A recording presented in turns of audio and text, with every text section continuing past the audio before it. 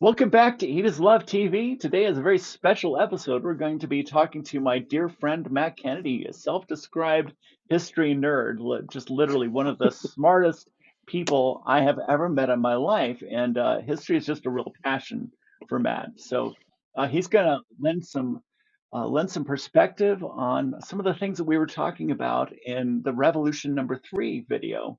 Um, I think specifically what I'm interested in knowing about is how did we get from dropping a few seeds here and there to a stratified social structure and maybe the birth of the haves and the have-nots?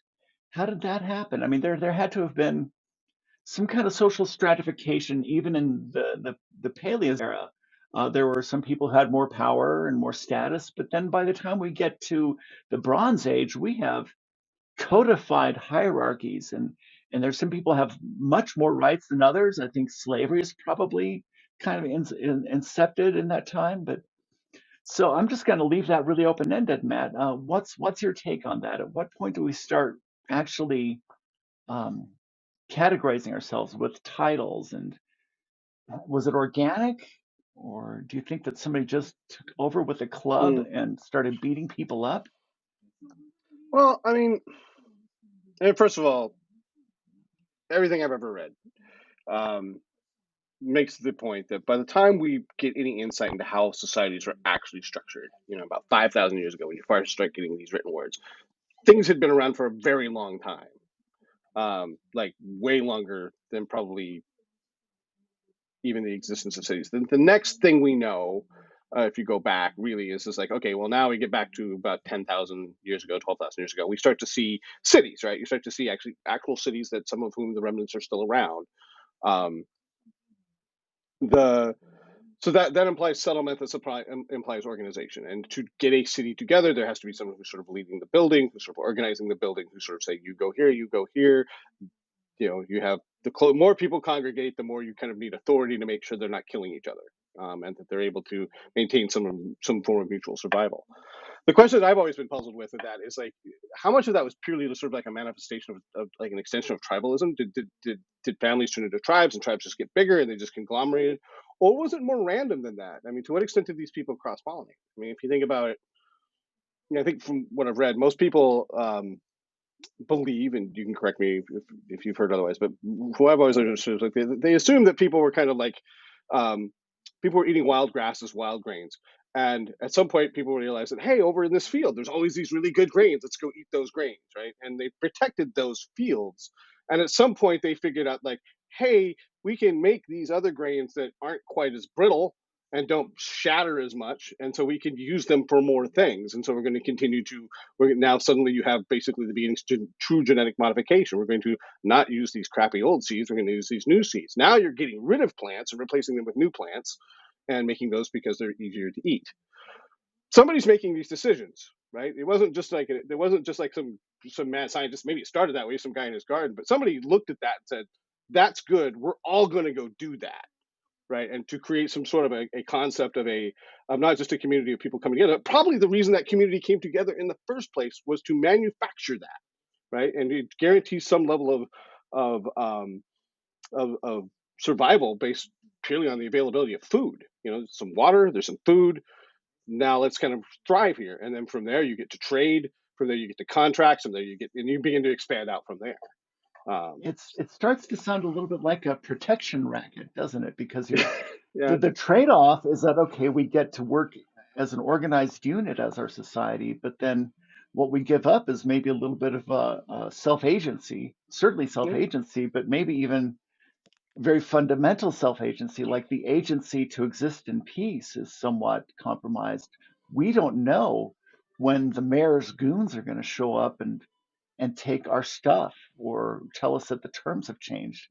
Hmm. So but on the other hand, then we get to have a much more efficient food production system. And yet a food production system that is less biodiverse, ultimately less healthy even then. Nutrition drops in the Neolithic phase. They look at bodies before the agricultural revolution, bodies after, the bodies after are not as healthy as the bodies before because they're not getting the same sort of diversity of nutrition. But they're getting more food, so there's less starvation, there's less risk. So you can have the community can actually grow, even if it's subsisting on, or if it's doing more than subsisting on whatever they were able to yank out of the fields and whatever they were able to kill that afternoon.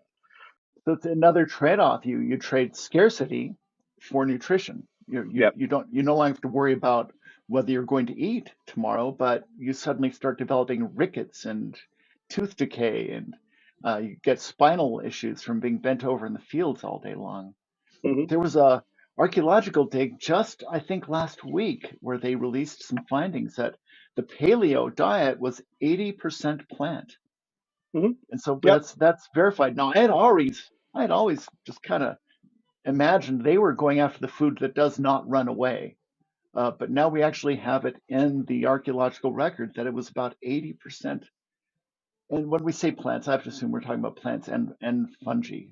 People tend to, Yeah. when we talk about gastronomics, we suddenly start calling mushrooms plants, even though we know they really aren't. But Right. non-animal sources.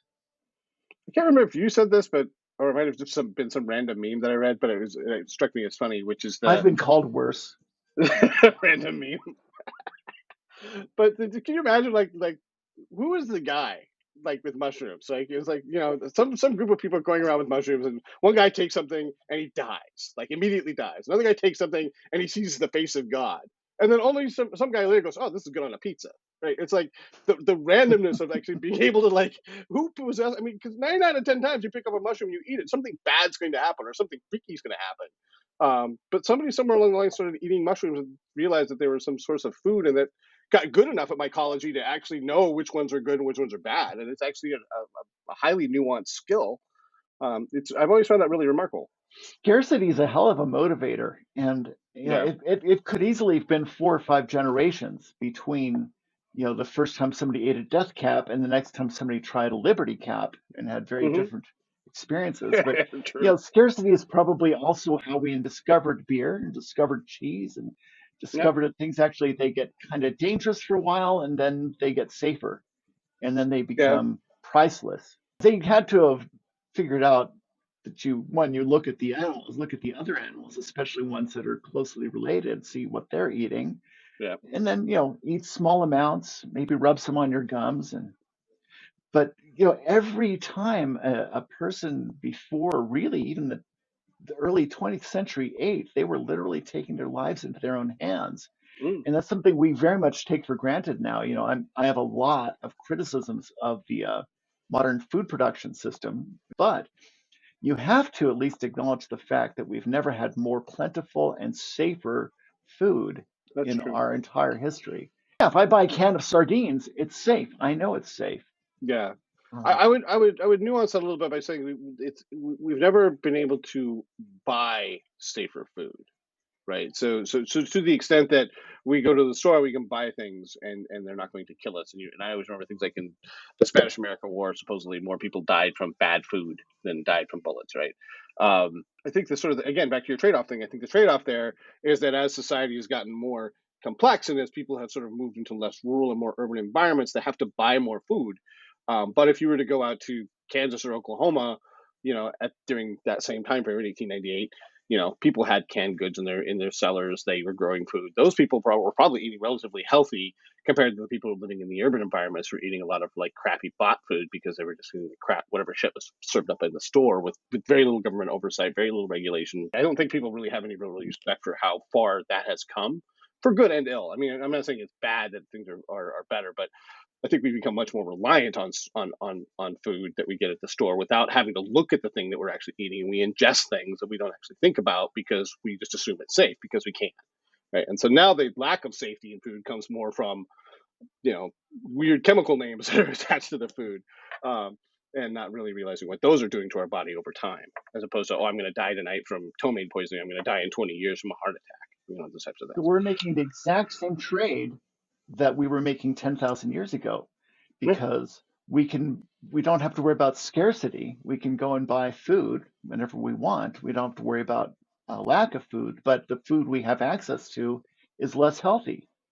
So the hunter-gatherer diet was significantly more healthy for a person than especially the early agricultural diet. Hmm. But you didn't have to worry about starving. So we're facing the exact same thing now. I can buy food anytime I want, but it might be, fast food, it might be Oh, yeah. crackers, stuff that isn't particularly nutritious. And some of the things that make that food safer, the preservatives, those chemicals that are added that are part of what make that food safer and less likely to kill you in the short Hmm. term are more likely to make you unhealthy in the long term. And that's that weird Yeah. balance of which Same is exact trade-off as they were making 10,000 years ago. yeah. But now it's so anonymous. Our food is largely made by people who don't know where it's going and eaten by people who don't know where it's from. True story.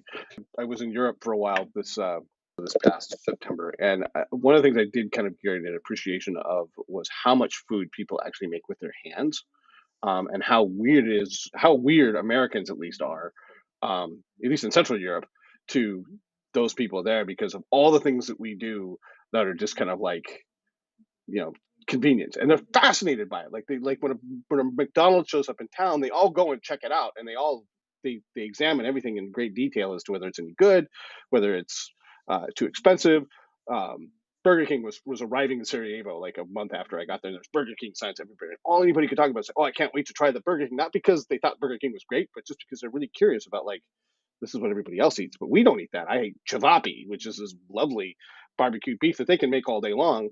Um, why you would choose Burger King over Chavapi, I don't know, but it's different, right? So it ends up just kind of being And the execs at Burger King are aware that they're likely to start making their own version of Shababi because right. that's a something called globalization, where large multinational food producers move into a place and they start trying to imitate to some degree. They make their own versions of the local food. If you go to Seoul, there are going to be Asian style chicken wings at the Yep. McDonald's. They're trying to cater to the local taste. Yep. Um, so on one hand, we have a food system where we can experience a wide variety of food from anywhere in the world, yet our tastes are becoming much more homogenized. So a modern person from Sarajevo has a palate much closer to an American's than would have been the case just 50 years ago. I'm saying the other thing that's sort of interesting to me, and it's kind of a sidebar to that, is the nature in which people engage food.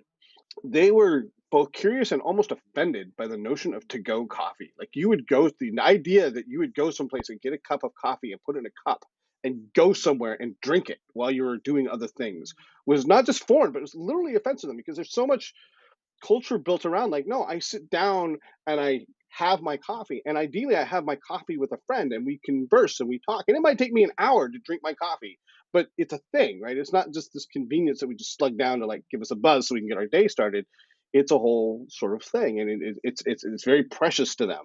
um, and I was struck by that was true across pretty much everything. Like getting to go food, unless you went into a bakery and got some bread, was really kind of hard to do.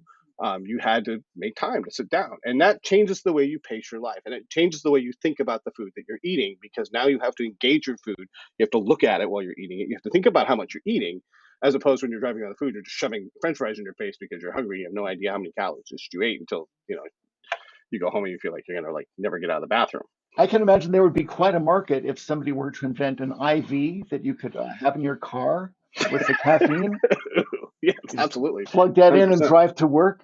Oh yeah, There's times in my life I would have thought that was just yeah, great. yeah, So absolutely. let's go back to Mesopotamia, Mm. Uruk. Something happens there that well, a lot of things happen there that change us forever, but we're still dealing with class stratification now. Um, do you think the seeds of that, no pun intended, were being planted early on? Was it a development that happened 5,000 years later, or was it when we really start trading? Well, it's funny because we were kind of texting back and forth yesterday, I think, about the middle class and the rise of the middle class, and I was talking a little bit about in the 16th and 17th century and the rise of the merchant class leading to middle class, and it kind of got me as I was thinking last night about it in general. I was like, it's interesting, like how we defined middle class, how we define class, how we define stratification. I think is very, very fluid. I think it's very difficult to draw a thread of sort of stratification and classes as we would think about them now, and even map them to 1,000 years ago. I think mapping them back 10,000 years ago or later is even harder, like because the whole notion of what the context in which these societies functioned and the interrelationships of these things were so different. The role of religion, the fact that uh, gods were personal. I mean, the fact that like kings were either extensions of God or gods themselves, right? And the gods were very local. Like you would go to different parts of Mesopotamia, and in this city in Mesopotamia, and here's this god, right? And he's the god of this city, and they all respect the god of the other city, but it's really whose god is more powerful, right? And you get these battles going back and forth. So there's all these notions of what stratification actually means.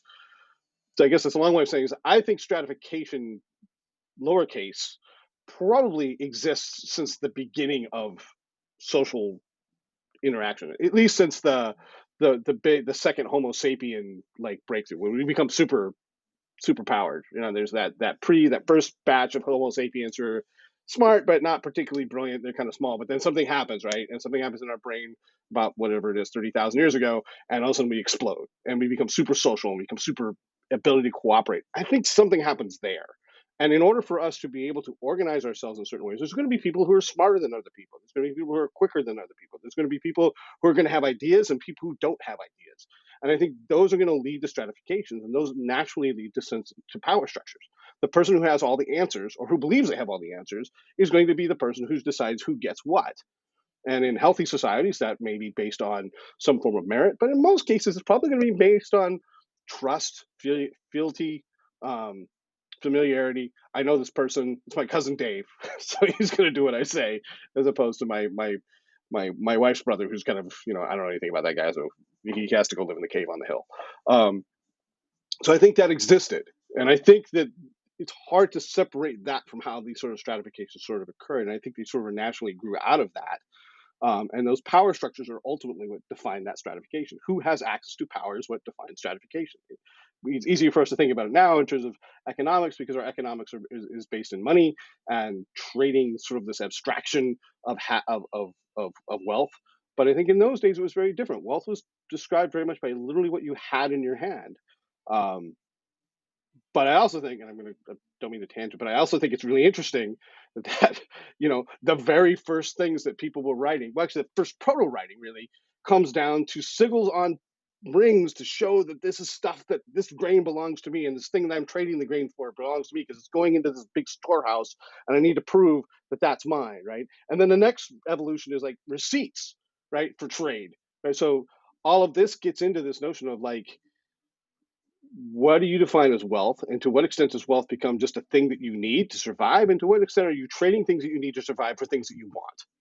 And that's where that stratification really begins, to my mind, in a more modern sense, begins to occur. You're talking If that about makes any sense. surplus. I mean, what you're Yeah, describing is surplus, and exactly. that's what creates the concept of wealth. Uh, in our previous video, I was joking that the very first occupation was food writer, the guy who put the little things in the pots saying this belongs to Matt. Yeah, It's probably the very earliest writing. But yep, I think it's really true that you're saying wealth was defined by what you had in your hand.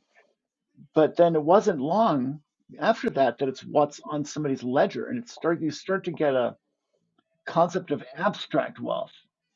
Um, and we one of the great things about this country, of course, that we've been lauding for our entire existence is that we have this thing we call upward mobility. That was a bigger phrase in the 80s than it is now. But mm, upward mobility is, of course, the notion that if you work hard and you apply yourself, you can climb the ladder and you can improve your station in life. And right, in the 1500s, when Europeans first started coming over here, these were people who lived in the Middle Ages, and it was a feudal system that they were leaving, and it was divine right.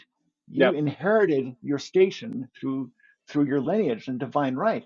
And going back at least as far as the pharaohs in the early kingdom, Egypt, it was all about divine inheritance. And if you were born a slave, that was your lot. mm, right, But what you were describing as we first built cities, and even in the late hunter-gatherer era, your power and your status and your station were defined very much by your abilities. right, So in a way, we've come full circle. That when we were hunter-gatherers, our station was defined by our abilities, and our what we had in our hand, and then it became something that was in a bloodline, and now we've come back over the last 250 years, and we're saying no, it's what you can accrue, what you can build. It's kind of interesting because one of the things I was kind of doodling on in my head too is like what's the difference between agriculture at at, at the advent of sort of the Neolithic period in which people begin to that first Neolithic agricultural revolution, which was it like 6, 7, 8,000 years ago, right? And it kind of basically pops up in Fertile Crescent, but then immediately shows up in like China and New Guinea and the New World, like boom, boom, boom, right? Really weird. But then, what is the migration from that point to when we actually begin to see things come into focus, which is around the time about 5,000 years ago, and writing is place. So now we're firmly in the Bronze Age, right? So there's like I don't know how many thousands of years, probably, let's say 5,000 years of time, of Bronze Age time that we don't really know what's happening, but we know it's happening, right? We can see the evidence of people developing bronze. And I always thought it was interesting. Like prior to that, the Stone Age version of a sharp knife was you went to a riverbed where there was some lava and you found obsidian, and obsidian was super sharp. Like if you wanted a really freaking sharp thing, you had to get a piece of obsidian, and it was rare. And you would trade those things, and you could trade a knife. Now suddenly you go to the Bronze Age, I can make something that's sharp. So that to me is sort of an interesting thing. It's like you go from there's from the abstraction of food, from food that we find to food that we can eat to surplus. The same thing happens. Then it's only like they take that same template and they apply it to other things. It's like, oh well, I have these sharp things that I can find, and now I can make a sharp thing. It's not that sharp. Whoa, what if I mix in some tin? Oh, now it's really sharp. Let me do that, and now I can like do more things, right? And so now suddenly you're seeing trade of bronze items, bronze headgear, even yes, weapons, but also things that you can adorn yourself with, things that symbolize your power and your wealth. And the fact that you have surplus simply because you're wearing it indicates, well, geez, you obviously have some extraneous stuff to spend, because you can have that really shiny thing on your head, and I can't have a shiny thing on my head because I have to eat everything I grow. And again, that gets into that stratification and the ability to kind of go to that kind of space to be able to have these like outward manifestations of wealth um, become part of the conversation. So it's a pronouncement of one's power. Yeah. Obsidian made a sharper blade, Mm-hmm. but bronze made a more durable blade, and Yep. it could be sharpened. Once obsidian goes dull, it's done. It's done right. It's done. So whereas bronze can be sharpened over and over and over, but it'll never be as sharp. In fact, modern stainless steel is still not as sharp as obsidian. Well, I'm sure you looked at obsidian and held it. I mean, it's insanely dangerous. I mean, it's like just a sharp edge of obsidian will cut you from looking at it. It's so sharp. So, but that is to me, that's the really fascinating and mysterious point, is that time between when we start planting and growing cities and then bronze. Yeah. And it has to do, yes, it's absolutely linked to trade. And this is happening in what we now call the Levant, Right. right? Right. Right. That's Because you had to where get to this tin, first. right?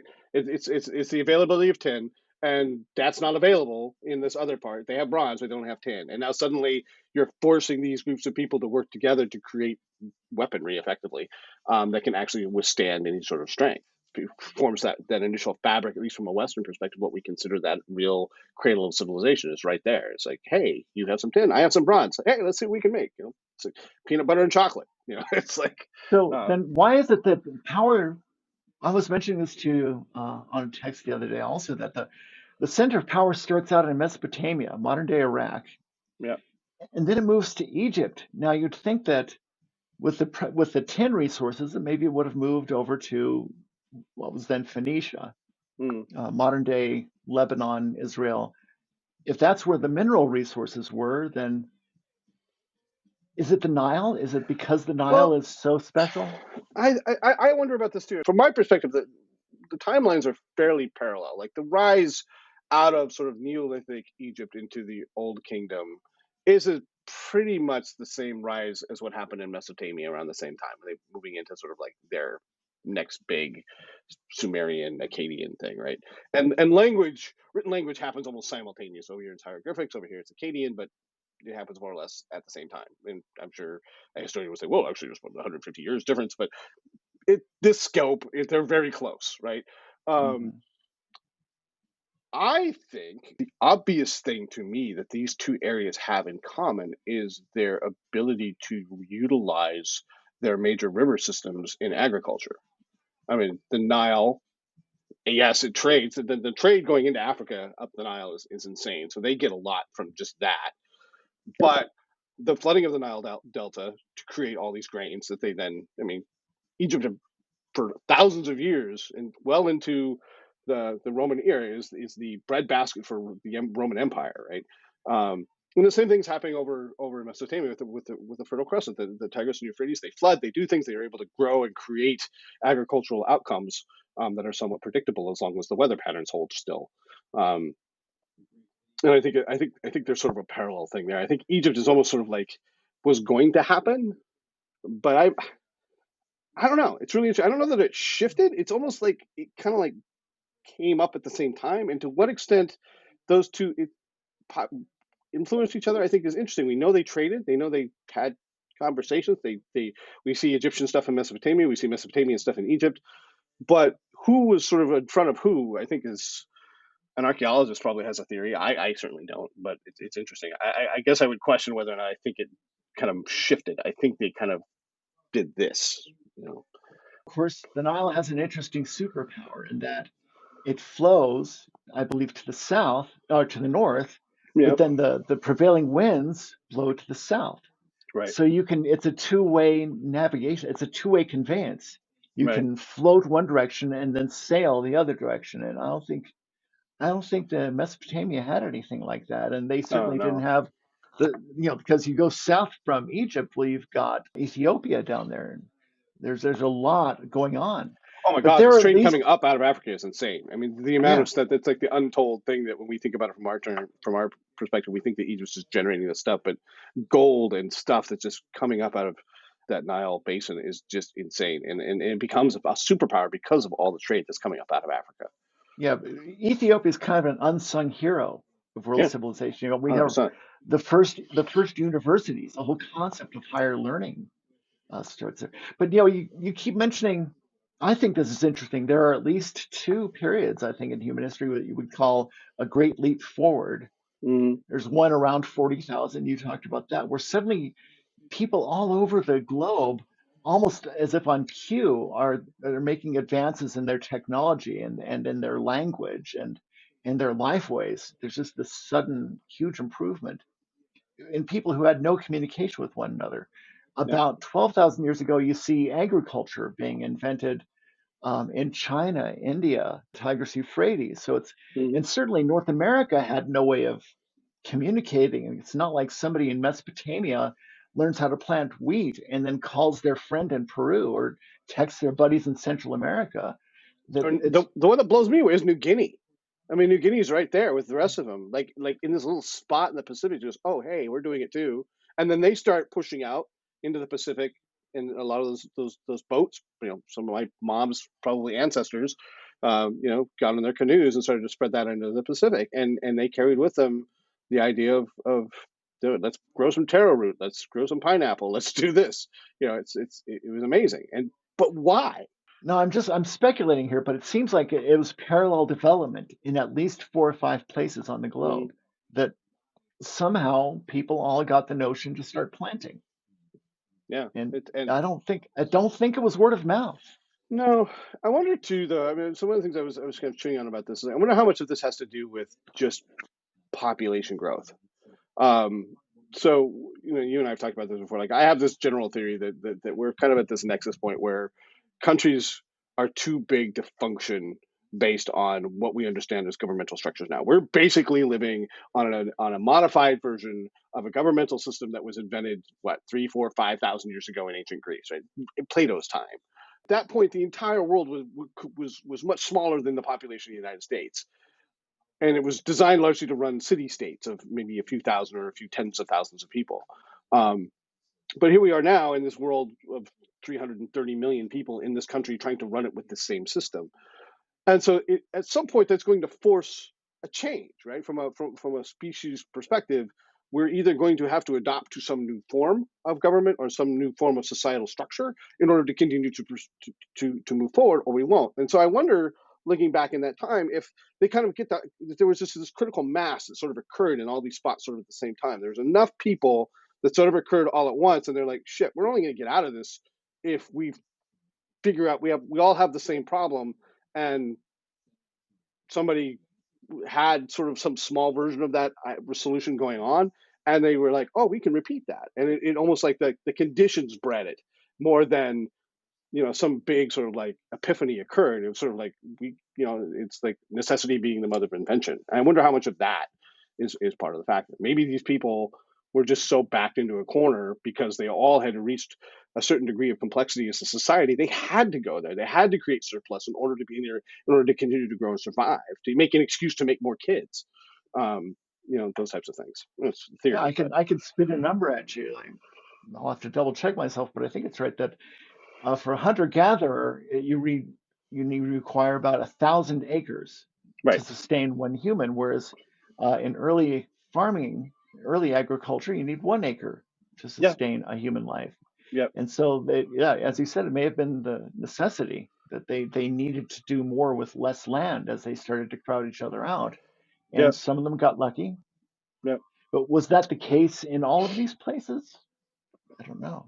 Yeah, no, I mean, you just look for consistent conditions. Obviously, there are different environmental conditions, different societal structures, different religious systems, different technological levels going on. But one thing that's going on in all of those cases is they are experiencing population growth, and they're increasingly settled in central areas and needing to kind of use a shared space in order to survive.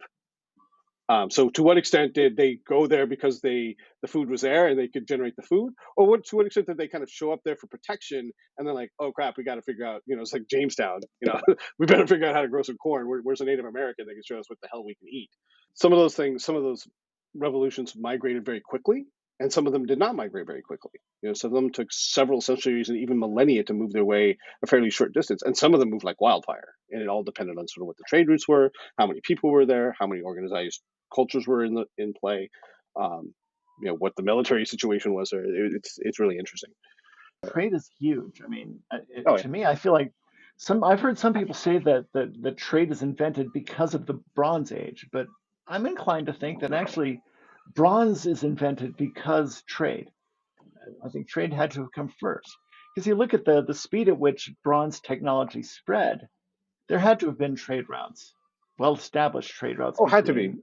Yeah. Yeah. Somebody who was normally going into this part of the Levant, who had some bronze, needed to run into somebody. I made the joke about the old Reese's peanut butter commercial thing, but it had to be something like that. It's like somebody bumped into each other, like, wow, look what we did. And so those interactions had to occur. Those interactions were not the result of like someone having a great idea and going looking for tin or looking You for got tin in bronze. my copper. Exactly, right? Two great tastes and one big sharp knife. I agree with you. I think that's absolutely right. I think we tend to think that one leads the other. I think people move, learn things about each other, adapt things, trade ideas as much as anything else, and then they adapt based on those ideas and the degree to which they're able to. And that's again the human superpower, right? Our ability to sort of communicate ideas, to organize around ideas, to learn from those ideas, and then advance further, and even change our identities around those ideas is hugely important. So more of us, we know more about each other and less about ourselves, and that's causing some problems because we don't have that self-understanding. This is a sidebar, but it's sort of the same thing. And you probably know this. Do you know the whole thing about earthworms in the United States and North America? Well, they're not native; they're Yeah, exotic. right. Right, they're exotic. They're from Europe. Yeah, so what would happen is in Virginia and North Carolina, they would grow tobacco, and then the British ships would come over with these barrels to put the tobacco in. But in order to have proper ballast on the ships, they would take dirt from England and load it up with the barrels with the dirt from England. They would come over here, they'd dump the dirt out in the ground, and then they would fill it up full of tobacco leaves and send it back. Well, that dirt was full of worms. So when Columbus first got here, there was probably worms, but they weren't the dominant earthworm as we understand today was not here. And yet it is the most dominant substrata thing that we have. Not only that, it's critical to our agriculture and our biome health, yet it didn't exist. It's hard to imagine agriculture working without them, Yes, but yet it did. absolutely. absolutely. Yeah. Yet it did, but it fundamentally changes everything. And so to me, it's kind of the same sort of thing. Maybe it was that sort of thing. It's like nobody actually planned to bring earthworms in to make a better agricultural environment. Maybe nobody planned to bring bronze in order to create tin and trade those things. But once they kind of slammed into each other and realized they had this sort of boon, it's like, oh, look what we can do. Well, you're And referencing obviously the Columbian Exchange, yeah, yeah, and it right, happens in exactly, the right. 1500s, and that constitutes one of the great food revolutions. Oh, no question. Absolutely, Yeah, that's a yeah, that's a absolutely. huge one. And the thing was, it wasn't gold that Columbus was after; it was black pepper. Spices. Yeah, Black spices. pepper was worth much more than gold at the time, and that's what he Absolutely. was trying to find. And I believe that's why we call chilies peppers. I think he was trying to pull a fast one because Probably. there wasn't any pepper growing here at the time. No. Now of course Jamaica's a huge producer, but at the time there was none. So Yeah. he's like, oh yeah, this is it's pepper, sure. The things that we saw in the Columbian Exchange, I don't think were the thing that made him unique was the breadth and the speed. But I think the dynamics were the same. I think the dynamics that people had between Egypt and Mesopotamia and Egypt and whatever else are the same. I think the mechanics of how it works and the technology around it sort of changes. People's ability to kind of move on ship, being able to move on ships obviously changes as you get more into the Bronze Age. Um, to be able to move you go from caravans to big ships holding things and transporting things. Um, but I think the dynamics are probably the same. I mean, I don't think we invented anything new as humans. We are, you go back to that 40,000 year ago revolution. Okay, cool. From that point forward, we're the same thing. Like, there's no difference between me and that guy, except for I have more technology. Well, and we're also more mature. I mean, it's something I think a lot of people lose sight of when they talk about deep time history is that, if you were 25, you were old. And Yeah, that's one of the objections I have to people saying I should eat like a person of 12,000 years ago, yes, because that diet worked great for a 25-year-old who didn't plan on living to see 30. But right. here I am in middle age. My dietary needs are very different than they were when I was 25, and I plan on living past 25. So it's a very different thing. Well, and going Um, back to our original point when we first started, is that you can't. It's great to go back to that quote unquote paleo diet. Sure, there's all kinds of things you can learn from that, but there's a reason we didn't do that anymore because we could not sustain ourselves as a society on that type of food, right? You can't produce enough food in order to feed everybody on that particular diet. It's not efficient. It uses up too much of your resources. It requires you to, like you said, you got to go over like a mile worth of space in order to get enough food to feed a person, as opposed to doing it in 6 acres or 1 acre. and just to reiterate that what you had with the agricultural revolution was a less nutritious but more secure source of food. Yes. So there was a trade-off there, and I think we're still looking at that now. We trade Yeah. security um, for well-roundedness. Yeah, and I think if you abstract that out from food, I think that's fundamental to every human conflict and civil war and political situation we're living through right now. It's like, how do you define those boundaries between autonomy and security?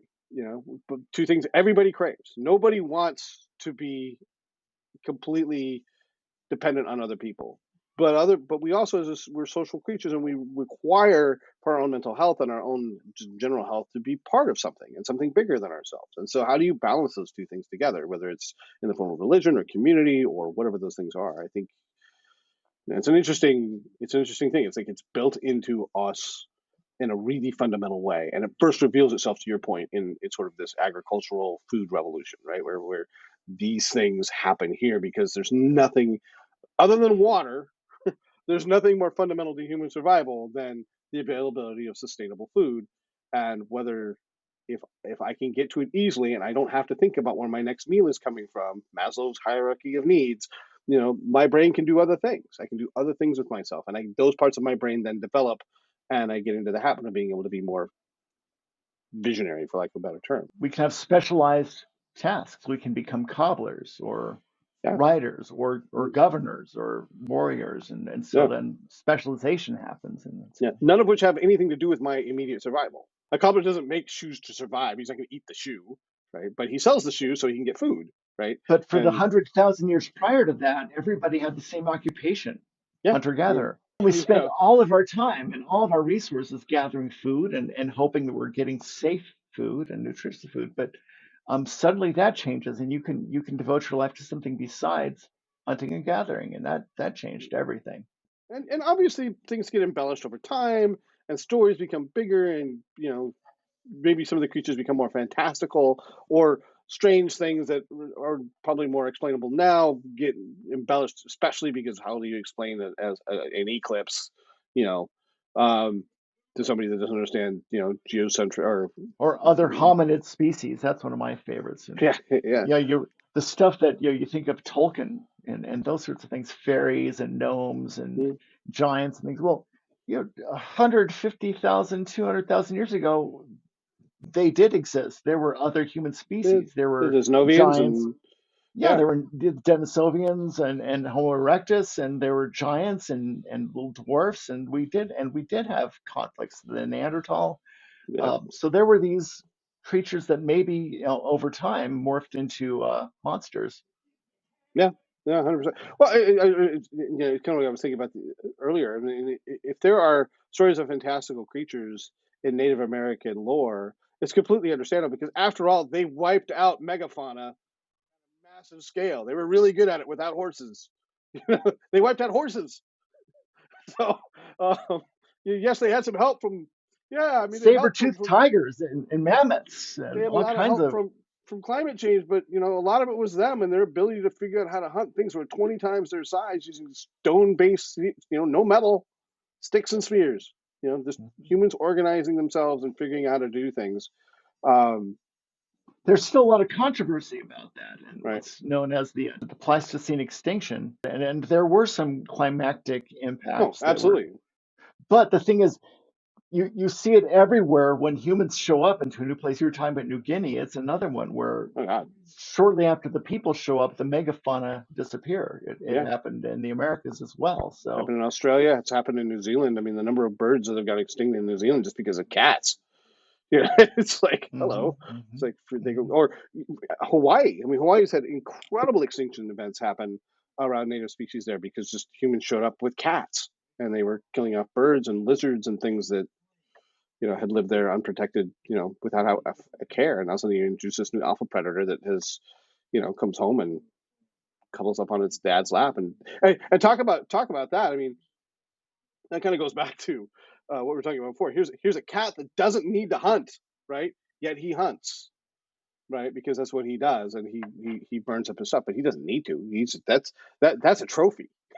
That's, so it's funny. Barn owls. Barn owls are another one. They hunt 10 times what they need. When you look at a barn owl's nest, there's all kinds of corpses in there 'cause Right? they just love it. They love hunting. So they Yeah, catch voles and mice and take them home, and it's not even a trophy. It's just like, oh look, that looks like fun. I'm gonna go get that. yeah. It's like But a they're form also of hunting a play. thing that if they didn't do it en masse, those things would take over, right? Because they have to be the guy. But they do it for sport. Yeah, yeah, hmm yeah, So absolutely. that's another thing that. Well, speaking of company, it's been great having your company. Matt and I have known each other for 30 some years now, I think. We went to Since college together. I think that 1989. during the Pleistocene, right? I think that when I we think were so. in Yes. college, we were Yep. playing music and making bad choices in so many ways once Actually, upon it'll be a time. 35 So years ago this summer I met you. really, Yeah. wow, wow, Crazy. that's. I wish you hadn't said that. I'm gonna have to edit that out because I don't need people to know Exactly how old we are. just how ancient I am. They're going to be like, Uh, "Oh, that's why he knows about 10,000 years ago. He was there. He was the mayor of Uruk. He was one of the city planners in Mesopotamia." that's right. Anyway, Matt, it's been wonderful Of having you course. here, and I hope we get to do it again. I think it'll be fun to talk again about the Columbian Exchange. I know that's Yeah, it's another good. fun favorite topic for you, and maybe the megafauna Mm, extinction, the Pleistocene extinction. I know those are fun topics for you, and this has been very enlightening, and I yeah, hope to have you again sometime soon. of course. And Yeah, anytime. Glad to do it. And if I ever get around to starting my own thing like this, then you can come and be a guest on mine. I just got to figure out what I want to do. yeah, that's what So, you call reciprocity. But yeah. for now, it's time to wrap up this video. Thanks so much for watching. We'll see you next time. All right. Ciao. Ciao.